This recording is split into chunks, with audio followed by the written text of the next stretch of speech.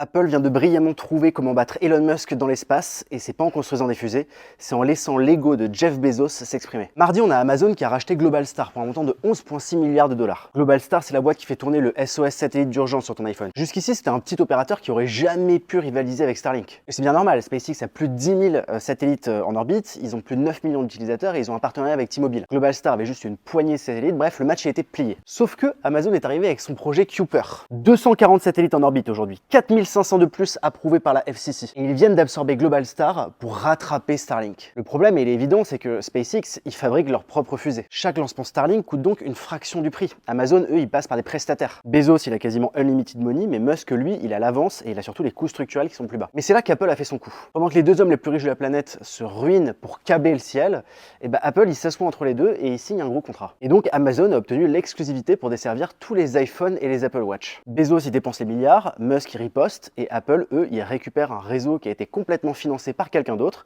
pour se fighter avec une autre personne pour desservir facilement ces 3 milliards d'utilisateurs. En 2022, Apple, ils avaient essayé de construire leur propre solution satellite parce qu'on s'en rend bien compte que ça devient un asset stratégique d'être capable de se connecter au ciel et de ne pas rely sur la connectivité terrestre. Mais en 2026, ils ont eu la sagesse de réaliser qu'en fait, ces histoires de satellites, c'était une bataille de milliardaires. Et que la meilleure stratégie, ce n'est pas essayer de la mener, cette guerre. Parce que le vrai pouvoir, c'est pas vraiment de posséder les satellites.